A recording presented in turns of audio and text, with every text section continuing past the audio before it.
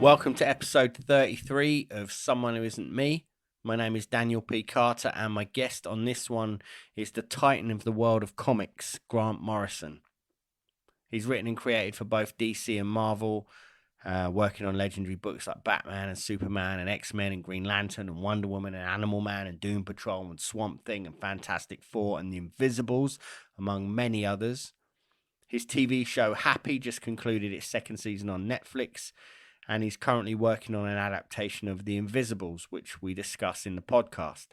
He's got an MBE for services to film and literature. His dad was also an MBE, which is incredible, I think. And his book Super Gods was a New York Times bestseller. His influence on culture and occulture is truly enormous. So when I first put my wish list together of guests who I'd want to come on Swim, Grant was on there. It has taken a few near misses for our schedules to coincide, but when his wife Kristen emailed to say that they'd be in London and he'd be able to record the episode the day before his 60th birthday, which was also Brexit Day, I was super stoked. It was the first time I met them both. They were really cool and very chill, so by the time we actually started recording the episode, I think we got stuck into it straight away, and we spoke about magic, where we find ourselves in this current point in time and space, comics a bit, and also the collaborative nature of writing for TV. And to be honest with you, I found the whole thing well inspiring and mind-blowing, and I hope that you do too. I think you will. Grant's an incredible thinker, he's a creative whirlwind, and his list of works over his career to date is so vast, we barely touched on any of it, which I guess is kind of cool because there was a lot of other stuff to discuss. I actually cut a little bit out of the podcast where we spoke about one of the apocryphal stories that's part of Grant's history, I guess, because we felt like it was something that he'd been asked to talk about in depth several times already, and it would have been kind of treading the same ground. But if you're interested, because it is amazing, you should go and check out. There's a bunch of other podcasts he's done. There's a really good documentary which you can find on Prime about him. Yeah, it's ace. It's all out there. I also want to give a little bit of background about the portrait I painted of him for the cover of this episode, because regular listeners and subscribers will know that I make an oil painting of each guest that comes on the pod for the cover. And for this one, as it's episode number 33, which is a truly auspicious number that represents creativity and inspiration, and it's also a number that holds a lot of personal attachment for me. I've got a thing about 3s and 9s. I thought it deserved something special. So as you'll hear, we discuss the idea that reality is multifaceted, and the way that we view things at any one time is exactly that. We're viewing it in one way at one point in time. Just one aspect of something that exists on multiple planes, which got me thinking about reality, or matter, I guess, being represented by the Platonic solids, which then led me to thinking about Kepler's drawings and what is known as Kepler's cosmic cup, which kind of represents all the Platonic solids nesting within each other and their correspondence to celestial bodies as well. And then that sits within this kind of weird goblet type thing. And as Grant discusses his first truly magical exploration being a working of the Bornness ritual, which, if you're interested in, is also known as Liber Samek or the Headless Rite. There's an amazing, where could you look that up? Go and look up in Gordon White's book, Chaos Protocols. There's a very succinct reading of the ritual. You can look it up online. But if you want to really get into it, there's a guy called Jake Stratton Kent who's written a really good dissertation, I guess. It's a short thing, but it's worth checking out if you're interested, on the Bornness ritual or Headless Rite, whatever you want to call it. So I figured that placing his head, as it's a symbol of the repository of ideas, inside the cosmic cup seemed kind of fitting. I also like the idea of like marrying the two things of like the feminine chalice with the masculine bald head, because it reminded me of like this old Crowley self-portrait where he drew his bald head in a very phallic way. So yeah, it's kind of the head in the cup. You know what I'm saying? But to clarify, I am not calling him a dickhead. And no, I didn't mean any disrespect by decapitating him. He's one of the coolest people I've ever met. Yeah. So with that as a heads up, pardon the pun, please enjoy this conversation with Grant Morrison. I wanted to talk about comics, TV, art, creativity, life, and magic. Well, So that's pretty great. much everything. That's pretty much everything that interests me. Yeah. One thing I was thinking about was like recently. Can't we talk about metallurgy? Well, we could do that at the end. So something I've been thinking about, which it seems I've been having a lot of synchronicities happen recently whilst thinking about doing this, which I always take as a good sign. No, absolutely, always. Yeah, so the thing that I've been thinking about a lot and I wanted to discuss with you was that whole kind of the sort of liminal space that exists between what is real and what isn't, you know, quote, real, and how now that we're currently in this sort of post-truth, everything, you know, fake news. It just seems like that membrane's getting way thinner now. No, it's not even thinner. It's collapsed. It's over. It's like we're already in the apocalypse. And what I love is that the beautiful minds behind all the variant, you know, explanations of Kabbalah already said there will be an apocalypse. The 30-second path of the world, the universe, the apocalypse, and the tarot. Yeah. And it basically, the idea is that it pulls the sphere of Malkuth, the purely material sphere which we inhabit when you know, where particles and things die and entropy reigns, and the sphere of the imagination, which is Yesod, the sphere of the moon. And they said this all these years ago. There will come an apocalypse where the sphere of materiality is pulled up into the sphere of illusion. We're in it. And it could have, you know, to me, it's like, you can date it back to Crowley, but it's like 9/11 was suddenly, we're watching a movie spectacle enacted in reality. And no one's recovered from that yet. And, you know, we have VR, we have AR, we have fake news, we have the entirety of our current human narrative is the collapse of illusion into reality where nothing makes sense. But magicians can thrive in that climate, I think. Yeah. But do you think that's been a deliberate coming about? Do you think people have been bringing that about? Yeah, consciously? I can never put it past people to be doing things like this. But you know, I think who profits? Well, it's people like Donald Trump. It seems to be billionaires who are profiting. It's kind of the Marquis de Sade's 120 Days of Sodom, with us as the people in the castle Being fed the shit. Yeah, and destroying the environment, you know, in a way that seems counterproductive to anything, even to capitalism at its worst. So why would you shit in your own nest? But something is clearly going on.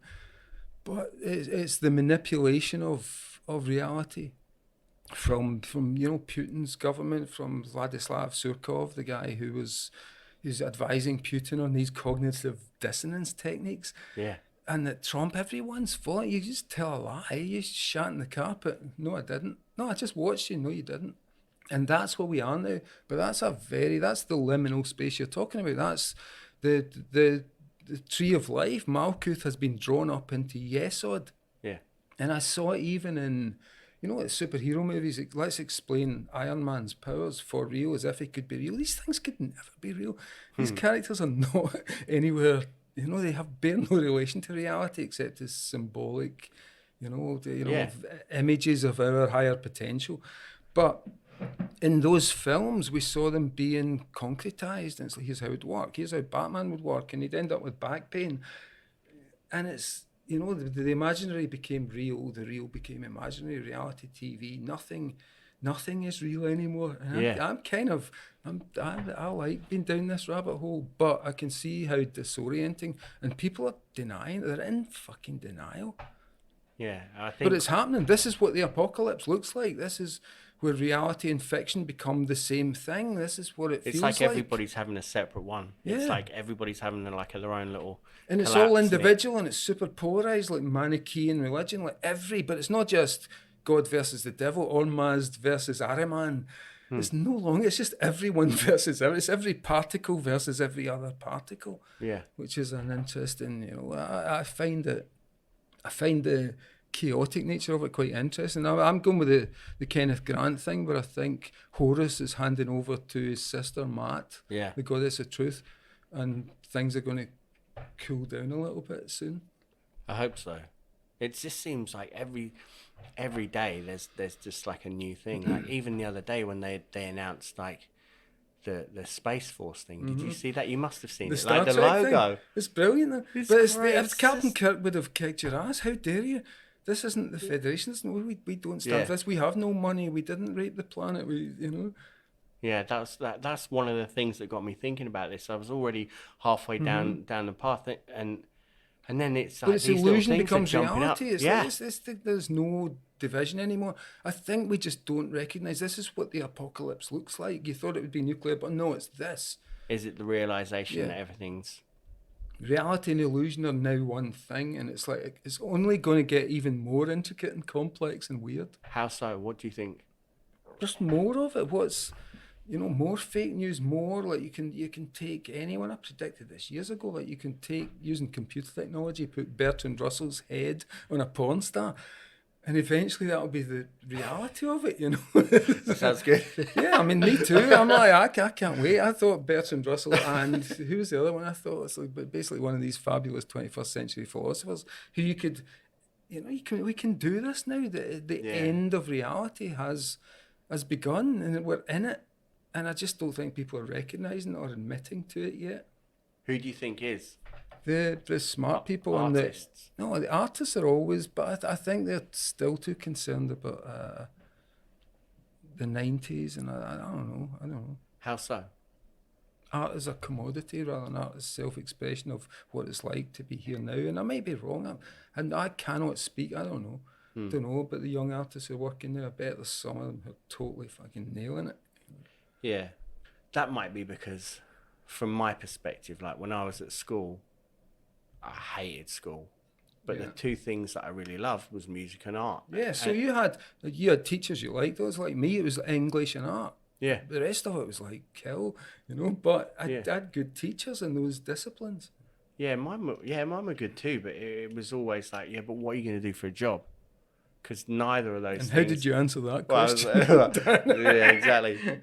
I was going to say none of them were painted as being viable careers, and they were right. But no, my careers officer said you should work in a bank. There's no way. They've got people in America who do this work better than you. And I'm like, no, they don't. How was that then? Because when did you start writing comics? It was like late 70s, yeah. Yeah, I was 17 when I got my first actual paying gig, and it was like £10 a page. Holy shit. But it was very progressive. It was a comic called Near Myths, which was run out of the science fiction bookshop, the kind of cool comic store in Edinburgh. And this kid, looking back now, he's a kid, Rob King, but he was the kind of in between hippie and punk. Was this little generation like Rob King was one. Yeah. So he created this magazine. We ran it for like 6 issues. Brian Talbot did Luther Arkwright in there, and which is the Luther Arkwright to me is the progenitor of all. It's V for Vendetta. It's me. It's Warren Ellis.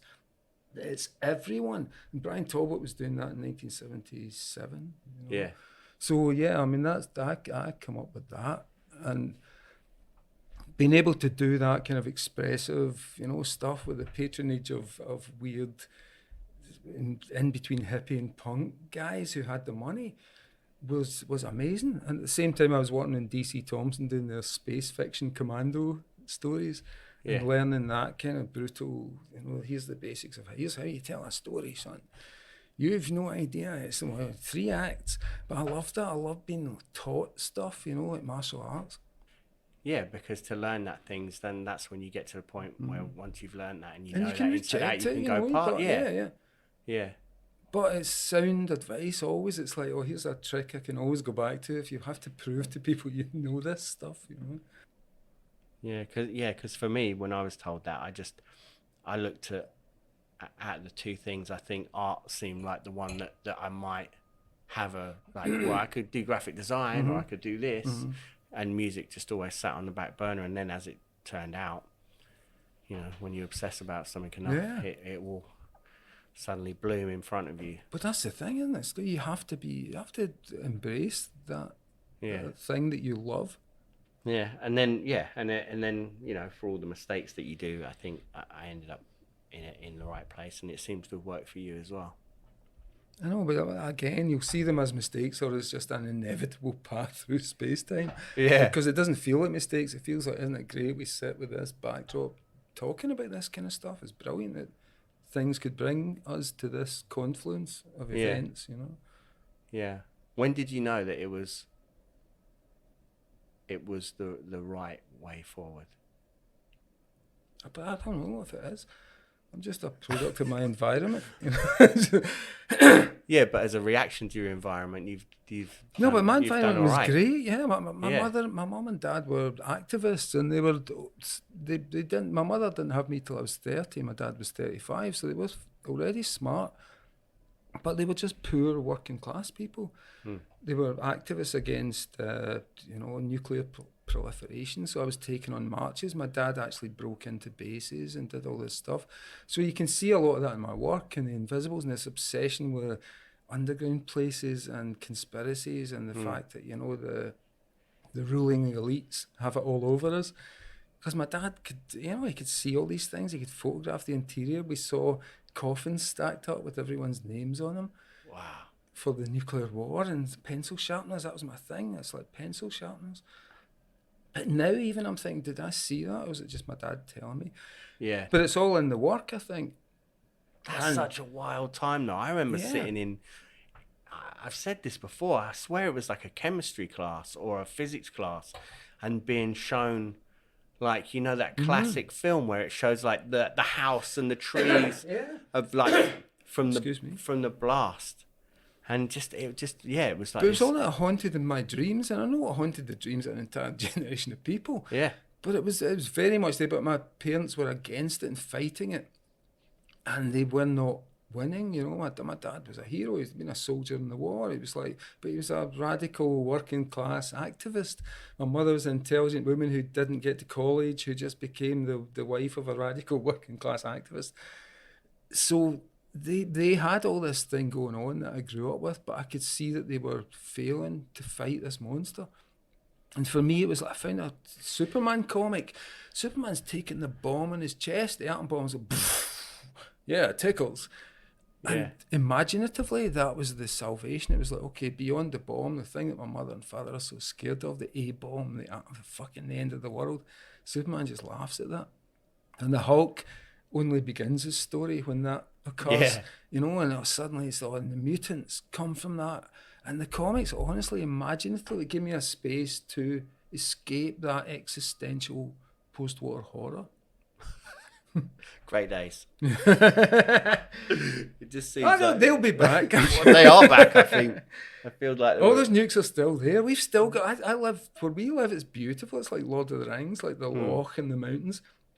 But right across the water, the subs go up and down, and they have 50 times the firepower apparently to annihilate all living things on Earth. 50 times. Like how to that's like the Mahabharata, that's like Brahma, it's like these mega doses of extinction. You know? Yeah. Well, all right. Well, that's an interesting point, because I only read Nameless recently, and it feels like you saying about you know the great wars in heaven. That seems like a recurring thing. Yeah. Another thing I noticed with that with Xibalba, and then also I'm so terrible with Barbalith as well, and then how these kind of things that hover outside of. Just outside. Yeah, it's the liminal space again. Yeah, it's the space between the frames, like Valis. You know, and that's why I identified with Valis, or you know, the pink light, or Zebra, or whatever Philip K. Dick was talking about. Because I never read his books, but I read his biography, and I loved the guy, you know. But it's the liminal space. And for me, the Barbara thing, I was a little kid on a bus, so for me it's always something real, it's something concrete, and I'm on a bus when I'm small, I'm stopped at the light, and I became absorbed. It was like a peak experience for a child, in this red light, and then it was the change from red to green. Oh, green means go, yellow through green means go, and that became a whole important symbolic event that I couldn't explain. You know, all I could do is put it in the comic and say this was immense for reasons I cannot articulate. do you look back on those things and think about them now? Yeah, Do you all of understand it. them a bit better? No, I get it now, but it's some things are beyond words. You know, there are experiences that are beyond articulation. But you try to put them in something, so I get that. Barbara, that weird. Well, that's what makes your job so difficult. To take these ideas and thought forms and it never and feels difficult. Never, you know. How do you write? Because I know you draw a lot, right? Yeah, you I draw draw everything all out first, and all the comics I draw them, and like Todd McFarlane called me, "Oh, you're doing all these shadows and like, you know, it's like the entire background." I was like drawing little tiny comics back when my eyes could handle this shit. Yeah, and they were tiny. This mad. They should be reproduced. You know, some of them have been. Some of them have been. See, I've got all of them, but they're nuts. They're like super, like detailed, like with backgrounds and shadows and everything worked to the tiniest, miniaturest madness detail. So is that how you plot everything out, or are you literally, would you write a story and then the second draft of it almost would be the visualization? No, the visual always comes first, and for comics. Always. Well, I mean, it makes sense, I guess. For comics, well, if you're doing something else, then it's something else. But comics, it's I have to draw the page. I have to see, like, bang, you turn the page and you get this. It's, you know, it's a delivery system of keeping people turning the page, making, you know, giving them excitement, always having a cliffhanger at the end of every page. Is that something from childhood? Because the whole kind of just from reading stuff. Like serialization. I think that's what television's ended up like, which is why it's been fun to embrace that, because they took the storytelling modes of Stan Lee comics basically, and you know, these endless recurring narratives, and translated it to television. I feel like we're jumping ahead of all the things I want to talk about. Yeah. No, that's cool. It's your fault. It's not mine. Yeah, sorry.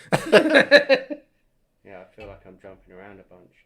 Something else that I was thinking about again was just keep going back to your touchstones. Yeah. So the other thing, saying about, you know, having, you know, read Nameless and the idea of the meteor and stuff. Then, because I've been thinking about this loads, another one of these synchronicities. You know, when you get like a news thing or just come up on your phone, it said about it was the thing about Jupiter, and like scientists have now think that Jupiter for this entire time has either been shielding us from very much or just lobbing stuff towards us, depending on how it feels that day, you know. It's like, Jupiter, Daddy's angry.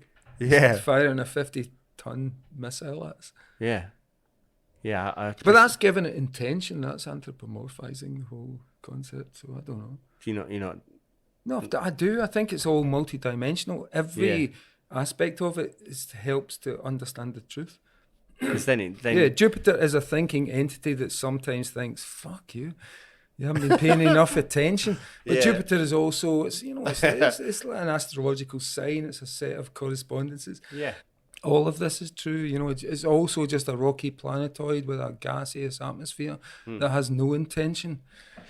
But somehow it seems to be doing stuff, you know. So I think it's all, like I say, everything's prismatic. You have to see all the faces of it to understand what's real. You know, Blake would say the sun is it's a convocation of angels, blazing, singing harmony.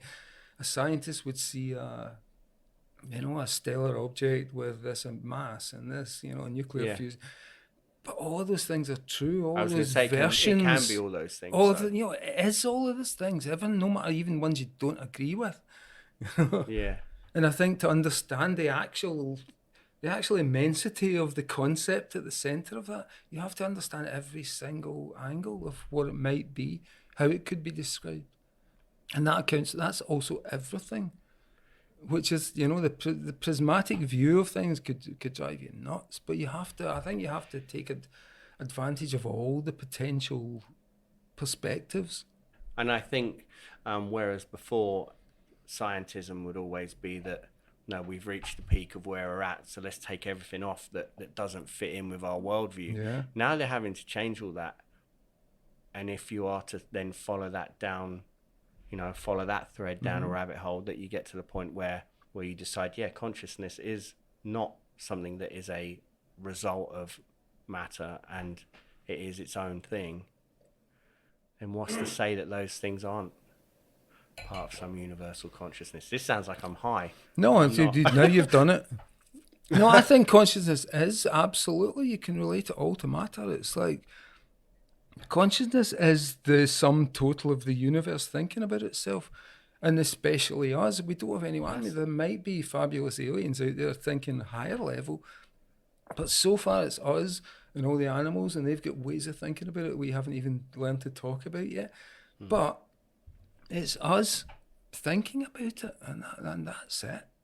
Yeah, because you could then look at that as the sense that we are just appendages from which something is experiencing itself. No, it's just, imagine you're a cell in a body. They die all the time, they flake off, but they're all part of your body. Yeah. And they will persist, and they're super organised machines, these tiny little things that do stuff and communicate with each other.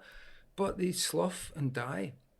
But you persist, and I think it's that on a larger scale, and it's just everything is holographic. You know, just look to the smallest and you'll see the structure of the largest. Yeah, as above. Yeah. So below. Which, of course, you know, the Hermetic thinkers were already there. All those, the Greeks were doing this. I mean, primitive people were doing this because they had brains just as big as ours, but different frameworks. Yeah. You know, it was interesting. I'm sorry, I'm babbling, but no, I'm into it. No, but I said to Kristen, what did the Aboriginal people in Australia think about the fires? And she went and checked it out, and like they had all kinds of defences. That's a culture that goes back 60,000 years. Aboriginal people have an 11-dimensional model of time, which is like the furthest string theory versions we have. They already did it. It's a 60,000-year-old culture. And we're not talking to them about this. And they have all kinds of defences and barriers and things. Here's what you can do. Here's what you can do. And you're not talking to them. So... Yeah. And it might be more than 60,000 years, but they figured it all out. Imagine an 11-dimensional theory of time. Yeah, because again, that's just like I was saying about the idea of like everything that's on the table is like this is how we view things. This is how it is. This is the accepted theory of what reality is. But I think it's all consciousness, though. You know, we have this idea of the more complex things become. Like a single bee is not very smart, but a beehive is super smart. You know, a termite is not very smart, but a termite mound is pretty organised. So all you have to do is to think that out. What's the most complex structure we know? The universe. Of course, it's organised. It's an emergent structure. It's conscious. It's as simple as that. And we're very good receivers because we have so many. We've got all these neurons. We've got all this shit going on. We're really good radios. yeah, I think consciousness is everything, and we're just receivers for it, and we're good receivers, so we can reflect and do all this stuff. But I think it's all consciousness. Everything's that chair's got its own sense of the heat has changed the thing, but it's not thinking. It's. I agree. I was thinking back to when I sort of first became aware of your work, and I think aside from like stuff in 2000 AD and a couple of things in Warrior, for me the thing where it really... Are you going back at least? I'm old though. Yeah. I remember You look convinced... lovely. You've defied time. So do you. Yeah, I remember like convincing my dad to buy me Warrior from our local news agents. Oh, I love Warrior. It's so great. It's revelation. Like to be a kid to read that was just everything that was going on with it, with like Spiral Path and Shandor. All the stuff I love. Yeah, and V, and it was just like it was quite the eye opener. And V was like Dennis Potter doing superheroes. This is great. This is like, you know, it really felt like all the stuff I loved on TV in the 70s and all that amazing flowering of imagination that was on television. It just felt like, here's the comic. This is everything I want to do, you know. Was it very inspiring for you then? Yeah. Because I've been trying. I did Near Myths, and we were a dry run for... It wasn't even adult comics. It was just, here's cool sci-fi this the shit we're into. There's Brian Talbot doing Luther Arkwright, which, like I say, was a template for all of this stuff. I think I've got some. There were standalones done of that a while, like back in the day, weren't there? Because I swear I've got some, like, they were very like they were just black and white with like orangey. Yeah. I'm sure that no, it was all just black and white. But Talbot, he was basically the leading light and the engine of our train. But that was happening, and for me, I'd grown up with Jim Starlin and Don McGregor and all those psychedelic kids who were doing Marvel comics, doing Doctor Strange and Warlock and, you know, stuff that's now becoming the Marvel Cinematic Universe. Which is a trip. But I'd grown up with that, Steve Gerber and these just satirists, and that was my idea of what comics were. It was this big, mad, adult thing. Yeah. So when Warrior came along, it was, here's the British version. I was like, oh, my dream come true. Near Myths didn't work out, but they've discovered how to make it work, and they had just it was brilliant. It was very inspiring. Yeah, it was an exciting time then, I imagine. And then you'd all the explosion of the small press and the independent press, that like Ryan Hughes and, you know, Paul Gravet's stuff and all those comics that come out of that. It was really punk as well. Yeah. Well, like you said, it was that kind of weird middle ground between punk and psychedelia. Yeah, we'd all grown up with comics and we had ideas. We couldn't wait to be unleashed, and suddenly the floodgates were open. You could do this, which was like punk. You can make a record, you know. Yeah. The thing for me where it really clicked with your stuff for me was Arkham Asylum. Yeah.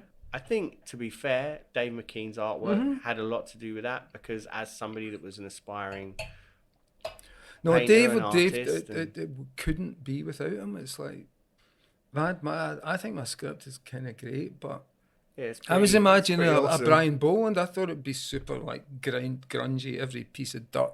But Dave was so much better, and I think that's why it survived. It's like there's nothing like it. Because there is nothing like it, and he was antagonistic to the whole concept of having to do Batman. He's a fine artist, he's a jazz musician. He's like, and he's like, no. So the conflict between me and him, I was trying to do the Killing Joke, basically, you know, like a super realistic, dirty David Lynch. And he was, no, I'm doing this big symbolic drama based on my heroes, Baron Story, and all the illustrators that he loved. And that's honestly, without him, it wouldn't be what it is at all. It's him that people love. It's him the art students come, and he's like, he delivers. It's like, this is Batman like art students, you know? Yeah, but it was the marrying of the two things that made it so... No, I think because the underlying story, people forget, it's really quite tight, and it's just a thriller, you know? Yeah. Set across two times, a mad a horror story. And it's quite circular and tight, but I think he brought such chaos to it, you know, people forget. Yeah, but that was a great period for comic art, though, like him and Sienkiewicz and like Kent Williams. But it was Dave breaking away from those influences as well, and you can see it, like the anger and you know, and he's got Gustav Klimt pages. And, fully, like figures that are like quite sheerish and gaunt. And it's like, awesome. I do not want to draw Batman. So it's kind of brilliant for that, and I think that's why it's still around and people still like it. Well, it's 30th anniversary last year, wasn't it? Yeah. I didn't even realise that. I saw them. I'm so gutted because I wanted to bring it with me, because I got him to sign it when I first bought it, and I was like, fuck, I need to bring that with me just so I can go, yes. But I left it on my fucking table. But there you go. Never mind. But he was great. We went on a tour, and it was the first time I'd been to America, and it was just amazing. But I'm travelling with Dave to Chicago, and his beard froze in the 25 seconds between the taxi and the hotel. It was minus 28. And I remember just watching crystallised. But then his nose bled, and he could do this amazing imitation of what's his name, South Bank show did. Oh, Melvin Bragg. Yeah, he was on, and he kept saying David Hockney. It was brilliant. So Dave was brilliant. Why do you think that has stood the test of time so much because It's because it's the art Batman. It's the Euro Batman. Again, we wanted it to be. This is sleaze. This is Bowie and Berlin Batman. Yeah. You know, and we were watching those Quay movies, but Schwankmeyer, Jan Schwankmeyer, those puppet. You got to see this stuff. I don't know that. No, you must. Then you'll love it. But Schwankmeyer was it's Czechoslovakian. I could be wrong. But he made these brilliant movies. It was like stop motion animations. A lot of people copied his style. Like the Brothers Key copied that style. So it was things coming to life and regurgitating. And then Tool, obviously, Yeah. So we were looking at that. We were looking at, Kenneth Anger and all this, like alternative stuff. We just thought, Frank Miller had done this ultimate American Batman, the kind of Scorsese, dark Batman. We thought, let's do the Euro Batman, where Batman's this fucked up German expressionist figure and the Joker's the master of ceremonies from Cabaret. Yeah. And that was where it came from. It's like, here's Euro Batman. Do you remember when it came out? People hated it. Yeah, that's what I wanted to know. Got such a mega build up, and they were saying, the hype, and I was like, I kept denying, no, it's just a book, it's just our take, but they hated it when it came out. Where, over there or in Britain? Yeah. Really? Yeah, I was seen as super pretentious, and I was constantly trying to live this down, pretentious. I'm just a working class kid. I'm so sorry.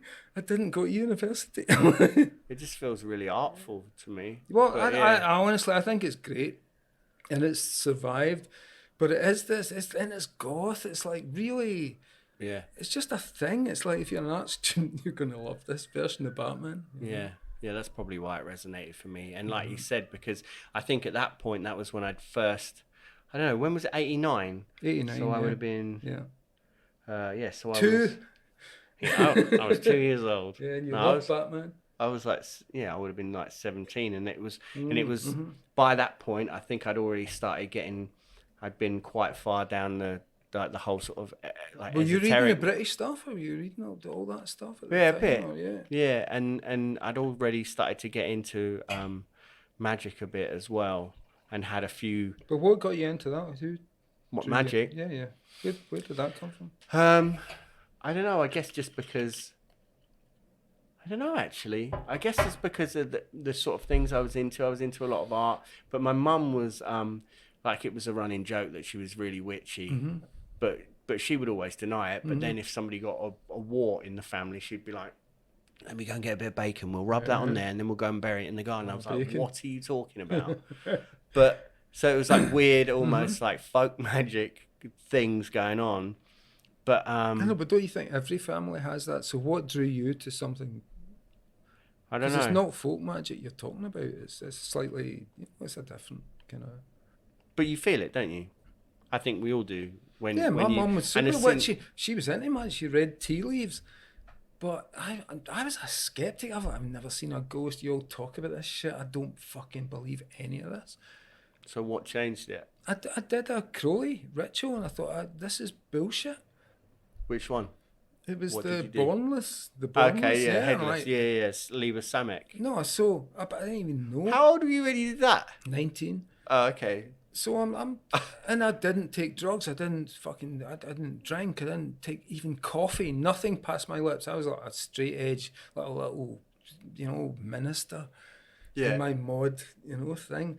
But I did this, and I thought, okay, I'll show me something. So I did the ritual, and I lay back, and I'm on nothing, and I got the whole. I'm in the white hot room, and it's like all these mages of times past and things like, holy fuck, and it was for real. Yeah. But then, I did the thing, and this was all like I could talk myself out of it because I'd imagined it.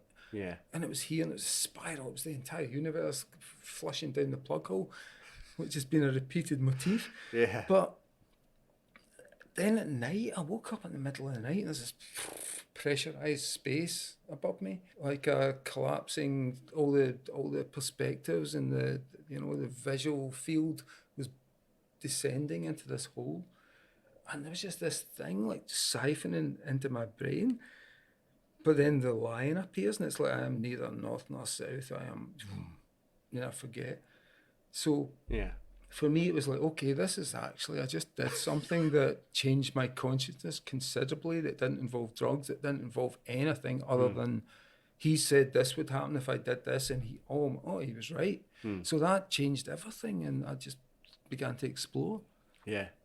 And I went through my entire 20s, this little mod boy, just doing magic, reading tarot, making it up. Yeah. You know, and then I got to 32 and I thought, I'll drink and I'll take psychedelics and see what else I can get. And the rituals, the gods became visual in a way that before they were just distortions, weirdness, like collapses of perspective.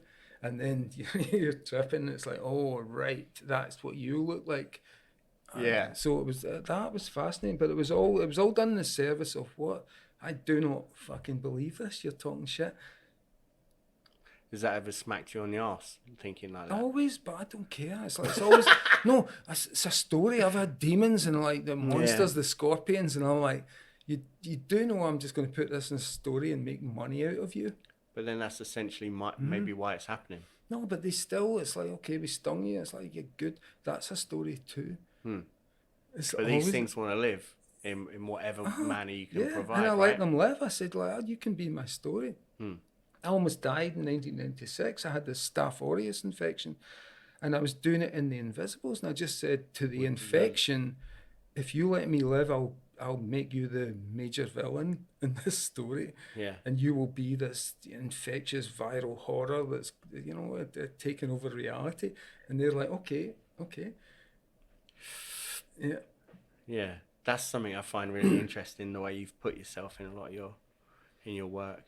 Because I think people probably think it's... The fascinating thing was, it was like, and after that, I was obsessed with carrots. I was like, I had to have carrots. But no, the Staph aureus bug, the reason it's called Staph aureus, it's golden staph, because it's carotene rich. Really? So all the bugs were dead, and all I wanted was carrots to replace the bulk of death that had been in me. Wow. That's nuts. I think the two things go so hand in hand with creativity and magic. See, this, when I normally do this, it's more than likely with people from bands, and we'll talk a bit about we'll talk about what's going on in the record that you've just done, and da. But then we always get to this point where I'm like, well, it's magic, isn't it? And but magic is just a thing. It's we all own it. That's why it's the working class. It's like all of us. Magic is just a way of making meaning, But do you think that magic is meaning? It's simple as that. And you can develop that further into martial arts. But the basis of magic is meaning, right? You're sitting in this room. That's not just a chair. That's the throne of the King of Heaven. Or that's not just. Do you make the meaning? If you don't make the meaning, it becomes clipothic. It's the shell of everything. Yeah.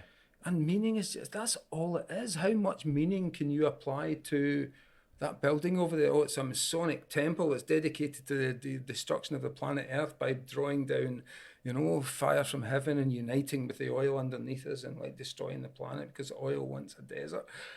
You can make stories out of everything. Yeah. Magic is meaning. The meaning of my life is that I will do this. I'll ascend to this. I'll be in a band. I'll pretend to be someone I'm not, and it will work. That's magic. It's all magic. It's not a fucking thing for dudes in robes and hats. It's our birthright. We make meaning. We can take control just by making meaning. Well, I think that was why, when you've got someone like Genesis, Peerage, I feel like what she did with Topi in that whole period, that was exactly that, wasn't it? It was making it an egalitarian thing, and it was taking it away from the OTO and the Golden Dawn. I agree. It was no longer the collegiate version of magic, like Etonian magic almost. But I kind of also respect that, the Hogwarts. I do as well. Where you can rise up through and there are judges, like Rodney Orpheus is my friend. There are levels of, we have tests to see if you've attained this state of consciousness. Yeah. Don't fucking lie about it. So that's okay. But at the same time, I think, I'm more drawn to the non-binary, the queer fucking current, the wider, Mayan, voodoo, Polynesian. Are you a big Spare fan? No, I always No? hated him. How Weird. come? I couldn't get into it at all. But I find that, I mean, I know he's like the one that should be. No, I like I'm Crowley. surprised. Okay. See, I'm the opposite. Yeah. Because I always, Spare just does not connect with me at all, but I know he should, because I know his stuff is like, yeah, come on. But what you're doing is, a lot of what you do seems to be very much in that camp almost. But maybe, yeah, I guess if the guy doesn't resonate with you, that's one thing. But it does seem like, it seems to me. Yeah, you have to ask then why. It's like, yeah, like your thinking seems to be quite in parallel with his, especially as you saying about the whole non-binary thing and him having like the idea of the neither, where it's like neither. But all of that, but even that's so Victorian, Yeah, it's very of a time. So for me, there's all the Advaita, the Buddhism, Dzogchen. It's like none of that appears in this kind of Western oriented thing, and just female magic, the Bina, the sphere of Bina, which is where I feel I finally got after the Abyss, was to that, the Black Panther goddess. So I think there's a lot more going on. There's a lot more interesting metaphors that we could be drawn from rather than just the simple Western male tradition of the logos, the word, the written word. That age is over, Osiris. But you're a Kenneth Grant fan, though, right? Yeah, I like the kind of girly nature of it all. Yeah. And that Maat, I think it really has to be. It's Wonder Woman. It's the goddess of truth. Maat, we cannot destroy structures anymore. We have to progress them. And Maat, Horus is all about kicking it down. He's the jihadi boy. Yeah.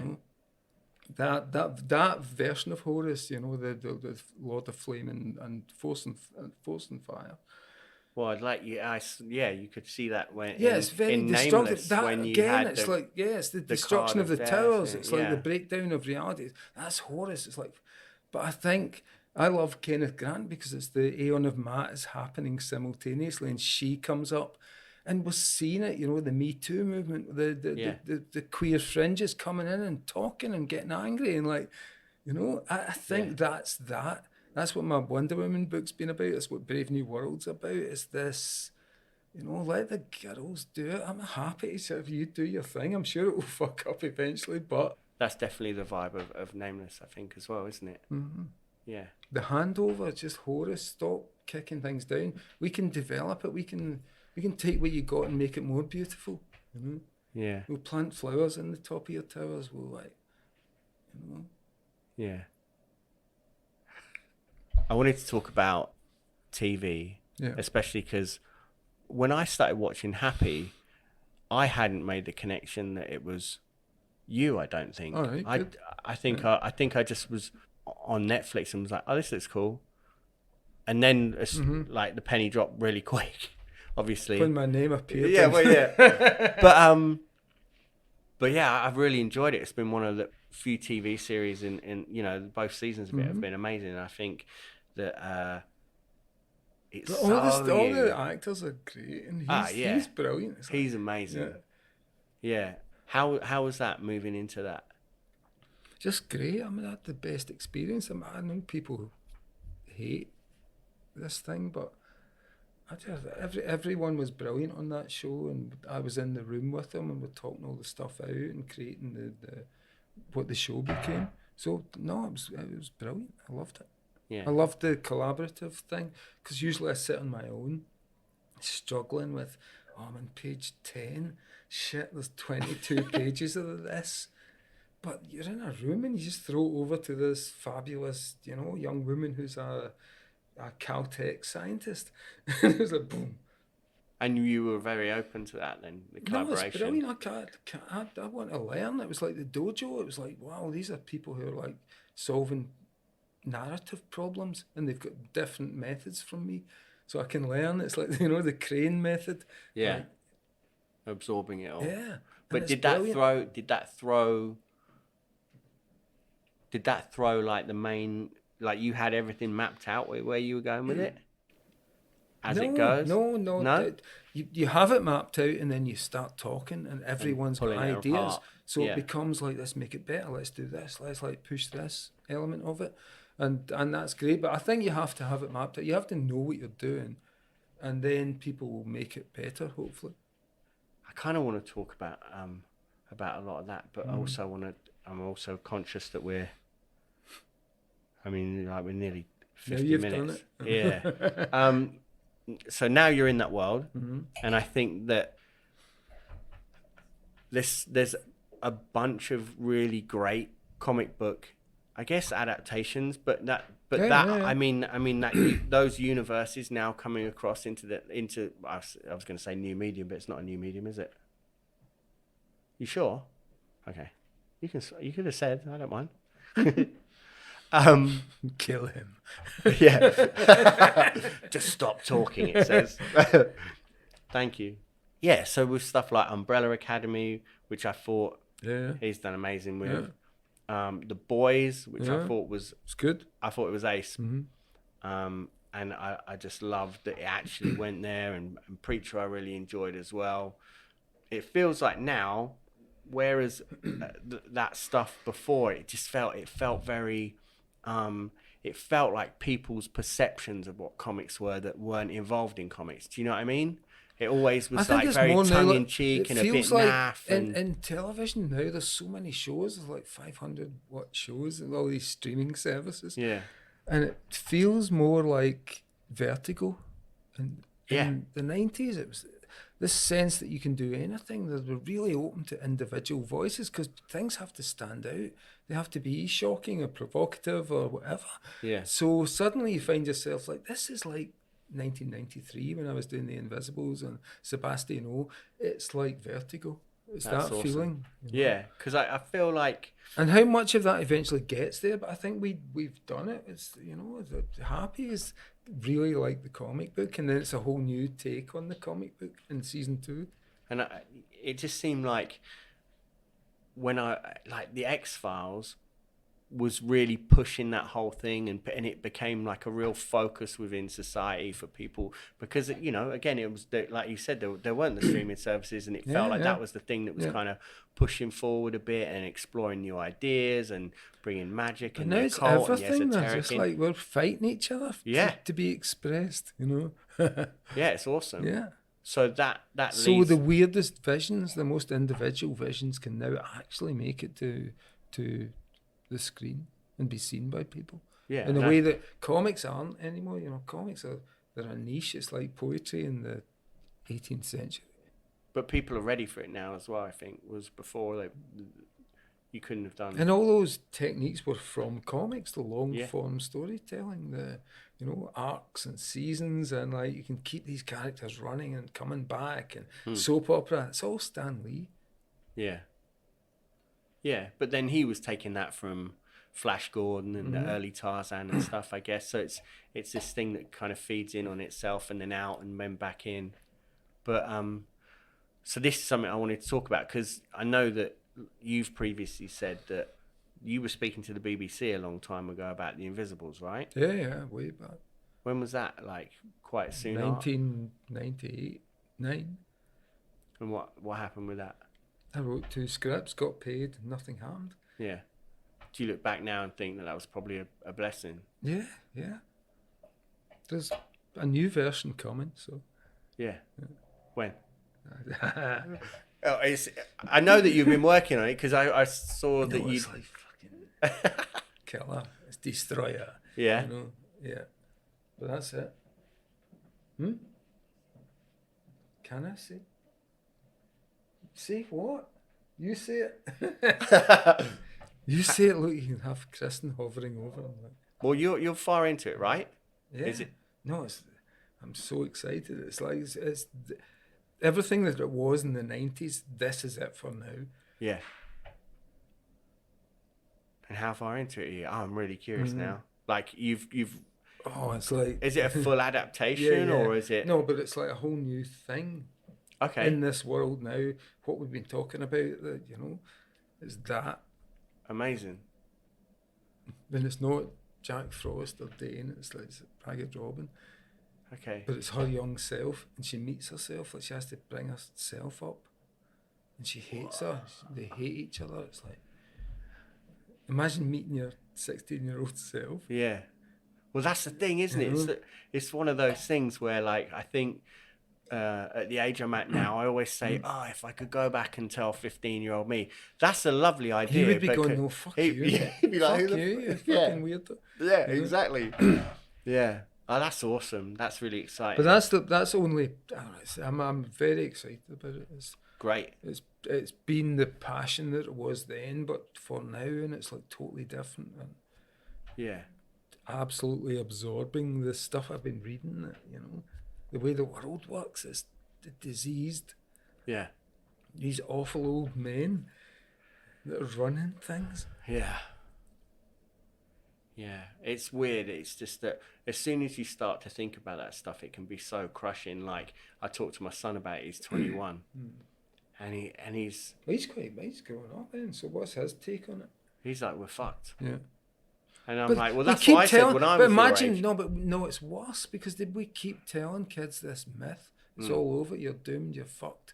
We're deliberately diminishing their potential to defy that. But then that's what it was like for us at that age as well. Do you No, think? I was Or a bit never told younger? it was doomed. I was told I could change the world. Were you different? I don't know. My parents said you could do anything. You could write a novel. You could direct a film. You could, Yeah. And they had I nothing. don't mean nothing. my they parents were were poor, unsupportive. Yeah. But my dad was a bricklayer, his dad was a bricklayer, and his dad So was a what were bricklayer. you And it was told? like, What did you think when you did this?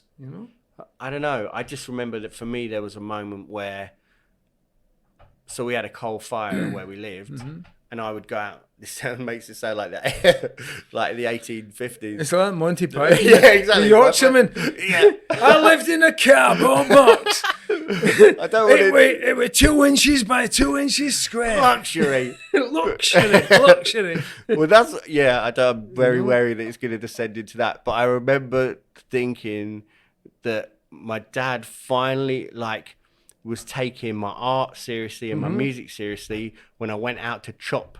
Yeah. This does sound like the 1800s. When I go out to chop wood and he wouldn't let me do it anymore. He went, no, I don't want you. No, artists don't do that. No, because I think he thought if I took one of my fingers off, then I would be fucked. Fuck, wow. So was that a moment for you? Or? Yeah. Yeah. Yeah, when I look at it now, yeah, very much so. So you grew up where? Just outside of Reading. Right. Yeah, it was what it was. Mm-hmm. I'm not going to sit and complain about it now. But, no need to make excuses, old man. But yeah, and it wasn't that they weren't supportive. Far from it, I think. Yeah. But it just felt that there was this overbearingness within society where it probably felt like we couldn't. It's like just shut up and get on with what's going to be allotted to you.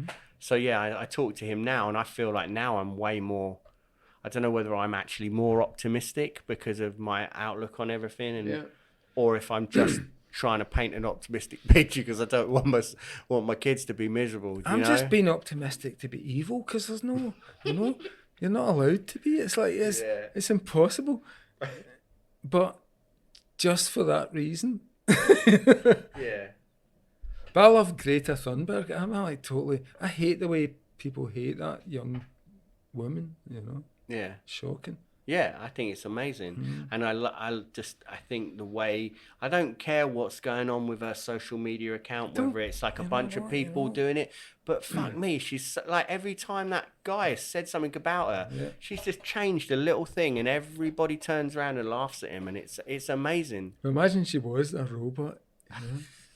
You did Poppy in Titanic, didn't you? I loved that whole Poppy thing where she was just being the Britney Spears, the mind-controlled Alice in Wonderland, MK Ultra thing, it was brilliant. It was because it was playing on that whole, that archetype, like you look at like sites like Vigilant Citizen, you know, those weird websites where it's like, I guess they're almost like, there's like this almost sort of fundamentalist Christian. Yeah, but you've bend read that, to you it know, where the they'll- MK Ultra things, which the girls all have to do an Alice in Wonderland, but that's part of the mind control, the brainwashing, and they've all got a video. And they just took that and turned it into an art project. I loved that thing. Yeah, It was amazing. Like, yeah. You know what was weird though was when I did it with them, there was so many. I was fucking walking to the hotel to do the thing, and it kept happening. There was like little things that were just like. It was, and I walked into the hotel, Right. and the hotel. The first thing you see is just a bunch of, like about 15 sort of, you know, like masks, like those kind of white masks that you get in almost Eyes Wide Shut kind Greek of drama kind of yeah. So there was all of those on the wall, and then I get in the lift, and the whole lift is themed with the Wizard of Oz, and it's like these are all the things. Trigger things. Yeah. Trigger images of, you know, US culture. Like, Yeah, that are allegedly within all these programs, and then we get into the room, and the entire room is split down the middle like a chessboard. So there's white, and then black and white, the whole thing, and painted onto the wall of our hotel room. Gwen Stefani. But don't you It think was the Tin Man painted as an outline on the wall. robotic humanity? I was just like, are you fucking kidding? But everyone knows this. That's what I get. I look at these conspiracies and, this is happening. You know, it's like Jay-Z and Beyonce. They're reading the same shit you are. Yeah. And they're just turning it into pop art. Yeah. Well, that's what we talked to them about. It is an art All form. of this imagery is available to everyone now. We can all pretend to be mind control slaves of the elite. We can all pretend. And that's, again... Or is it a double bluff? Yeah, it's a super nuts illusion, and reality is now gone. Yeah. Well, it goes back to what we started talking about. Yeah. Yeah, man. It's crazy. It has become one thing. Yes, Odd and Malkuth are now one thing. But the symmetry of the tree is now fixed. Yeah. Yeah, but which side of it are we on? Front side or the back side of it? Do you know what I mean? It feels like... Anyone sometimes you it feels like know? it's really clipothic and... But that's because because that's sexy. No, So- but it's not. I think we're just playing with that because the clip-off is always sexy. We don't understand the real clip-off is just boom, death of affect, death of everything, death of meaning.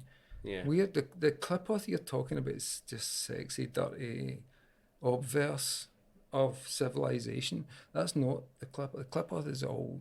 Oh, it's like nothing. It means nothing. Nothing means anything. Saying about the idea of these people that are like the ruling elite. You're not particularly into the idea of aliens, are you? No. But do you... I'm a skeptic. I just like. I think That's it's all my just. mind, though. No, I think it's all just human conscious states. This seems real in this circumstance. Yeah. Like I if don't. you... I mean, they could do way better than this. The Daleks. The Daleks come in and destroy and turn people into Robomen. Where are these? Show yourself. I think Yeah, it's but just then if us. you're trying to get something we are. done- Don't you feel an alien? That's why we love David Bowie, because he said, "This is what it feels like to be an alien." Yeah. Well, yeah. Yeah, because then you start looking into panspermia and the yeah. idea about... It's all already done. We're all aliens. It's not. Yeah, I think that's the conclusion people And that's are why going it to get feels to. so creepy sometimes. Yeah. Yeah, I agree, actually. You read a lot, like you've read a lot of Peter Lavender's stuff, right? Yeah.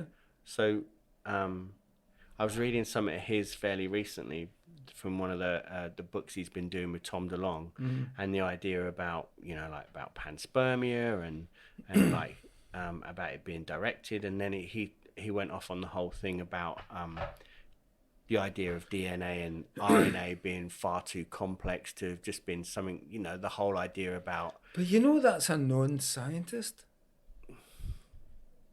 What, him? Yeah. Yeah, I'm Yeah. aware of that, but So- but these are ideas we're talking No, about. I agree. All the ideas, like I said, it's prismatic. Yeah. Exactly, yeah. It's all real from this POV. I find You that know? I've gone so far down one track at times that my But we point of view can't, we is don't that even get it. Look at all, it's all happening simultaneously in all these levels. Like it could be this, it could be that, it could be that. and it Everything could we be all of think about those. it, Yeah, but everything we think adds to the actual reality of what's being described. yeah, You know? yeah, yeah. True. Yeah, because that whole what I was going to say was that whole thing about like tornado in a scrapyard, and at the end of the tornado there's a 747 perfectly formed, and blah blah blah, and how they're saying But that. isn't that history? The idea that there are 747s sitting on runways right now, people just assemble them out of thought. You know. Yeah, yeah, that's true. Why do we hate ourselves? Why do we love the narrative, the gothic narrative of we are Prometheus, we shouldn't have done this, we shouldn't have touched the fire, we shouldn't. Because it's pre-programmed, isn't it? But And more why? more But why so from though? a societal Why level, would it's that more be? of What? a Why? genetic. Is that the sexier narrative? Why is that? Because maybe it's true. And then. And then, Yeah, and Yeah. then, and then maybe it is, and then yeah, can we use it yeah. as magicians? Can we use that? I write stories that might turn you on. That might Well, we talk about we wouldn't be sat here for a start. but we can't all be everything. We're just doing a little bit.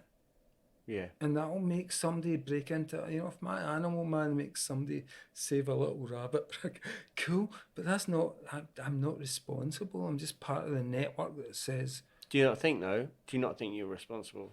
No, because I'm part of a social body. It's like Brave New World. I'm just a cell who does this. An appendage. Yeah. No, it's not. I'm a cell. And I'll die like a cell in a body, but I do this. And when I'm gone, someone else will do this just like me. Do you think it would be just like you, though? Yeah, but just for the times. Yeah. But absolutely.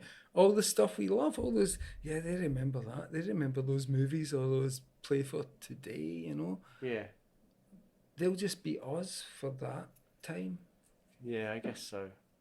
Like cells, like this fall off.